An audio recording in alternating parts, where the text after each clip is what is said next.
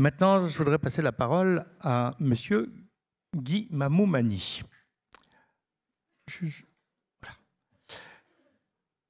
Qui n'est pas à la base un enseignant dans un collège ou un lycée ou même une école, qui, même s'il donne des cours aussi, mais dans l'enseignement supérieur, est un chef d'entreprise, mais particulièrement impliqué dans les nouvelles technologies, dans le numérique, et qui a développé toute une réflexion aussi sur l'intelligence artificielle. Il est aussi écrivain, donc il a mis ses réflexions par écrit, et c'est avant tout à travers ces livres que j'ai pu lire que je l'ai sollicité ce matin, parce que ça nous semblait aller dans le même sens, parce que lorsqu'on aborde, comme il l'a fait, les défis du numérique et de l'intelligence artificielle au niveau d'une société, forcément, on se penche sur la question de l'éducation. Et je le remercie de partager avec nous ce matin ces réflexions. Merci.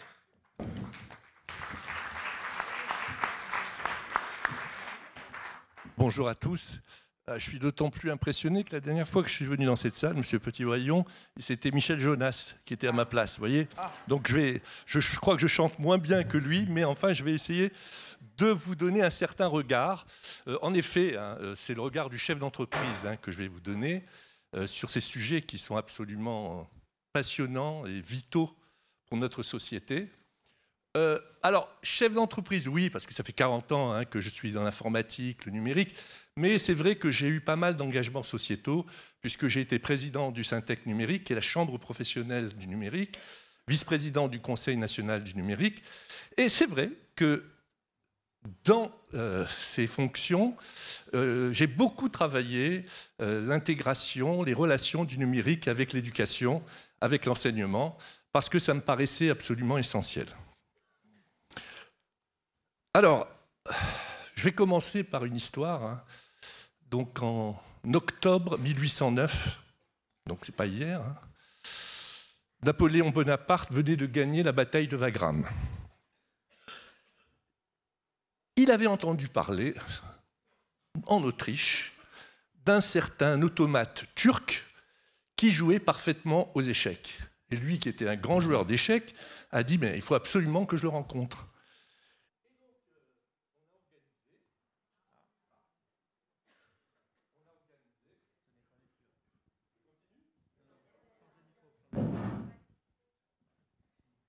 On a organisé un tournoi d'échecs entre Napoléon Bonaparte et cet automate turc.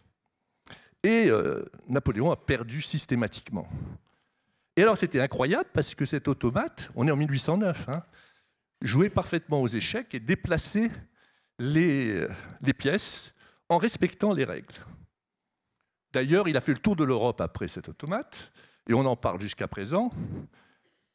Et finalement, il y avait un homme de petite corpulence qui jouait très bien aux échecs, qui se glissait en dessous et avec un système d'aimant arrivait à jouer contre Napoléon et ses adversaires. 2018, on a eu 15 radiologues chinois qui ont décidé de faire une sorte de battle contre une intelligence artificielle. On leur a donné 100 cas de maladies à diagnostiquer. Les 15 radiologues ont sorti à peu près 60% de réussite sur les diagnostics. L'intelligence artificielle, 87%. Alors pourquoi je vous raconte tout ça? C'est que, contrairement aux idées reçues, l'intelligence artificielle n'est pas apparue en octobre 2022 avec le fameux ChatGPT. Tout le monde croit que ça a commencé en octobre 2022, ça a déboulé comme ça. En fait, l'intelligence artificielle a commencé dans les années 50, avec Alan Turing. Alors, je vais juste vous donner ce qu'on appelle le test de Turing. Ça consistait à se mettre devant un rideau et à poser des questions d'un côté à un ordinateur, de l'autre côté à un humain, et il fallait donc découvrir qui était l'humain, qui était l'ordinateur. Donc la question, en fait, pourquoi je je l'illustre par là, c'est de donner une définition à l'intelligence artificielle. Alors, si vous allez sur Wikipédia ou sur un dictionnaire ou sur je ne sais quel document, on va vous donner des définitions extrêmement complexes. Pour moi, c'est très simple, c'est d'ailleurs celle de Turing. Hein. L'intelligence artificielle, c'est un ensemble d'algorithmes, de données, qui essayent d'imiter l'intelligence humaine. Voilà, donc c'est ça le cadre dans lequel nous sommes aujourd'hui. Bon, alors depuis une trentaine d'années, on est quand même dans un nouveau monde. Hein, les codes ont changé. Comment dire, la notion de temps, la notion de distance, la notion de propriété a changé. Est-ce qu'on cherche à acheter une voiture ou un vélo alors qu'on en a un au bas de chez soi et on peut en payer uniquement l'usage? Est-ce qu'on va acheter une résidence secondaire alors qu'on a toutes les résidences secondaires du monde grâce à une application? Donc ce nouveau monde-là, il a impliqué un certain nombre de choses avec des applications, des recherches qui ont mais vraiment changé complètement, par exemple, la médecine. Aujourd'hui, un radiologue doit utiliser l'intelligence artificielle pour améliorer ses diagnostics. Un avocat, une entreprise, tout le monde doit s'y mettre. Alors c'est très simple, c'est ce que je dis souvent dans mes cours.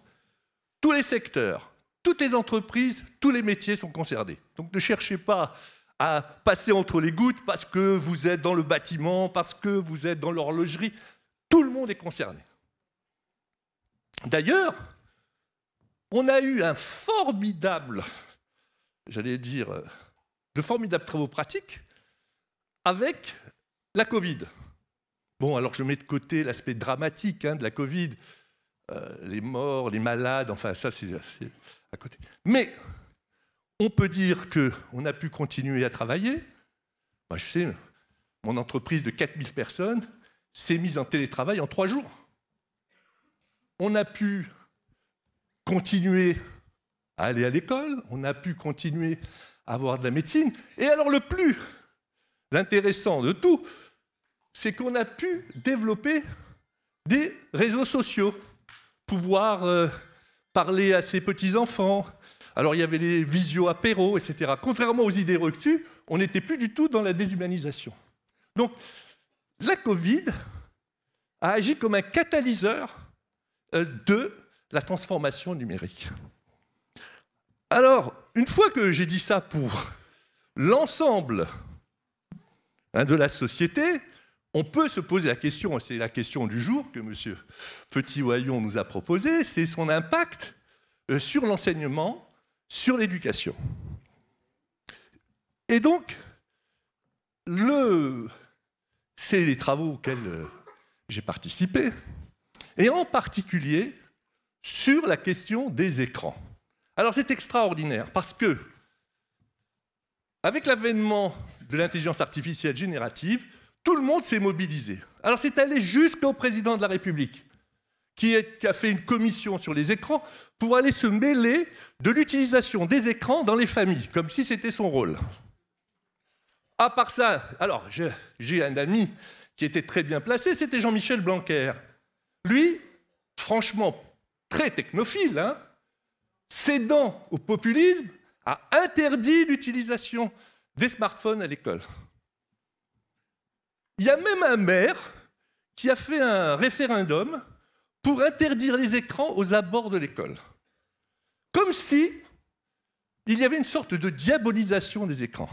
Alors moi, je vous dis ce que je pense. Les écrans ne sont ni bons ni mauvais. L'intelligence artificielle n'est ni bonne ni mauvaise. Ce qui compte, c'est ce que nous en faisons. Et d'ailleurs, M. Petit-Oyon, je ne sais pas s'il a piqué ça dans mon livre, vous a parlé des calculatrices. Et c'est vrai, alors je ne vous l'ai pas dit, j'ai quand même commencé ma carrière comme professeur de mathématiques dans un lycée à Sarcelles, un lycée professionnel, avec des élèves en difficulté. J'en profite pour dire qu'il y a une de mes élèves qui est dans la salle et dont je suis très fier de voir ce qu'elle est devenue. J'avais des élèves qui étaient en difficulté. C'est pas là où tu étais, Moi, c'était un lycée professionnel, C'était des CAP, des BEP, soi-disant nuls en maths. Ah, ça, c'est le terme que je déteste le plus. Je suis nul en maths. Et parce que j'avais été formé, je venais avec une mallette de calculatrice programmable, et vous voyez des enfants, soi-disant nuls en maths, résoudre des problèmes remarquables grâce à la calculatrice programmable qui a été utilisée comme un outil pédagogique. Donc c'est ça mon parallèle. Ce que je veux dire, c'est que toute cette histoire d'écran est un faux problème. Ce qui compte, c'est comment vous les utilisez comme des outils pédagogiques, comment vous vous en servez dans vos travaux, et non pas de chercher absolument à les interdire. D'ailleurs, il existe même des applications. Il y en a une où je suis assez impliqué, qui s'appelle Modco. Vous voyez Modco, mode collège, comme il y a le mode avion. Quand les élèves entrent en cours, le prof appuie sur une touche et il choisit les fonctionnalités qu'il peut utiliser et faire utiliser par ses élèves en cours. Oui, parce que, par exemple, on va dire, ils sont distraits par les réseaux sociaux, etc. Eh bien, on peut en interdire l'utilisation pour utiliser, ce que Mme Lalou d'ailleurs a dit, très bien expliqué, des fonctionnalités intéressantes pour ce cours. Donc, pour moi, et ça a été vraiment un grand combat, c'est de refuser cette diabolisation et donner la priorité aux enseignants, aux parents, pour leur permettre d'avoir justement une utilisation raisonnée, responsable de ces écrans et de l'intelligence artificielle en général. Alors il faut quand même aussi se dire que vous avez un rôle majeur parce qu'il y a aujourd'hui 14 millions de Français qui ne sont pas embarqués dans la révolution numérique. Donc il y a un vrai problème d'inclusion et sur lequel l'intelligence artificielle a un risque d'augmenter cette ignorance, cette rupture technologique. Donc il faut absolument justement intégrer dans l'enseignement une éducation à l'utilisation du numérique. Alors vous allez me dire, mais attendez, nos élèves, c'est des champions. Ils font du réseau social toute la journée, ils sont des champions des jeux vidéo, mais pour autant, il y en a qui ne sauraient même pas remplir un imprimé en ligne. Ils ne sauraient pas faire leur déclaration d'impôt en ligne. Donc, il y a un vrai sujet d'éducation sur lequel je pense que les enseignants ont un rôle à jouer. Je rajouterai que, par exemple, il y a une éducation aux fake news. Voilà une activité intelligente et tout à fait responsable. Il y a une éducation à la donnée. Si on explique à un enfant ce qu'est une donnée, ce qu'est un algorithme, il va comprendre pourquoi Facebook est gratuit, pourquoi Facebook va utiliser ces données pour les revendre. Et donc, là aussi, il va y avoir une responsabilisation. Tout ça, ça me conduit à cette notion de citoyenneté numérique.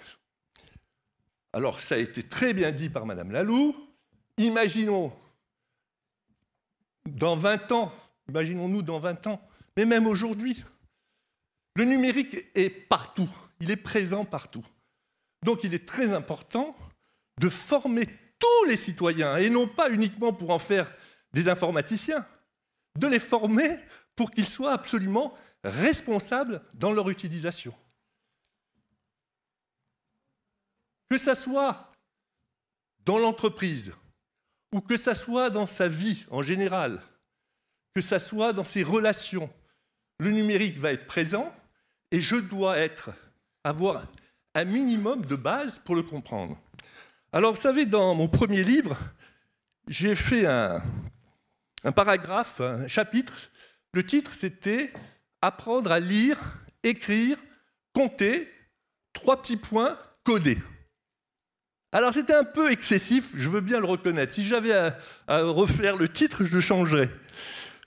On n'a pas besoin de former des enfants de 6 ans au coding immédiatement. Non, ce que j'ai voulu dire par là, c'est qu'il fallait créer une culture numérique. Ce qu'est une donnée, un algorithme, ce qu'est l'intelligence artificielle. Bon, faire un peu de coding aussi, hein, ça ne fera pas de mal, hein, pour comprendre les enjeux. Hein. Mais il est très important de confier cette culture numérique. Et de façon à ce que, justement, on ait des adultes après qui soient responsables. Alors, pour conclure, je voudrais vous dire que je ne suis pas angélique par rapport à cette utilisation du numérique. Par exemple, vous le savez, la Suède a fait des expérimentations du tout écran. Alors là, je suis vraiment en désaccord total. Je pense qu'on a besoin de livres, je pense qu'on a besoin d'écrire.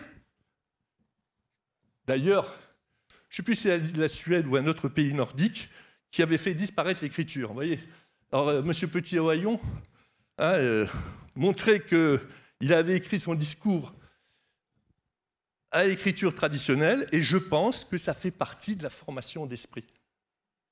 Et il n'est pas question de faire totalement disparaître l'écriture, les livres. Ça n'empêche pas qu'il ne faut pas les opposer avec tout ce que j'ai dit avant. J'ai juste voulu vous montrer que je n'étais pas du tout angélique par rapport à ces sujets. D'ailleurs, je ne sais pas si vous avez entendu, mais il y a quelques jours, il y a un collège anglais qui a proposé de remplacer les enseignants par une intelligence artificielle.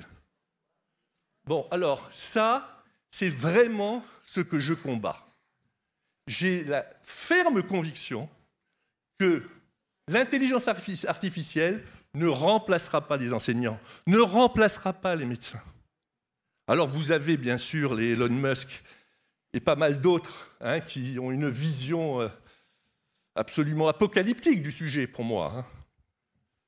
Mais il y aura des métiers qui vont disparaître. Il y aura des métiers qui vont être créés. Mais l'immense majorité des métiers, y compris celui d'enseignant, seront transformés. Et c'est en ça que vous devez vous approprier ces technologies, vous approprier l'intelligence artificielle, pour être le professeur qui saura de quoi il parle, qui saura l'utiliser comme un outil et qui ne sera pas remplacé. Moi, je vous le garantis. D'ailleurs, s'il y a un métier que je connais bien, c'est celui de développeur. J'en ai recruté des milliers dans ma carrière. Et que ce soit Elon Musk, que ce soit le patron de Nvidia, le docteur Alexandre, ça fait des années et des années qu'ils annoncent la disparition de métiers de développeur. Et jusqu'à aujourd'hui, on en a toujours autant besoin et on en recrute, et il nous en manque des dizaines de milliers.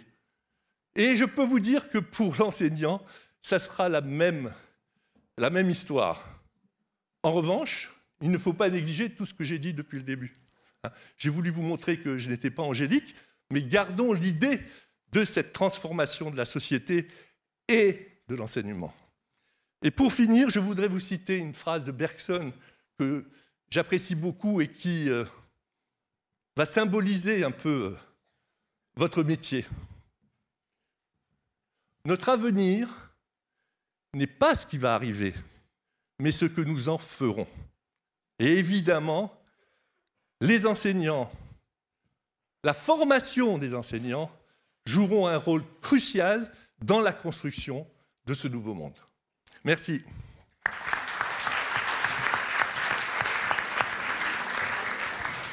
Merci. Merci pour ce regard très complémentaire depuis ce matin.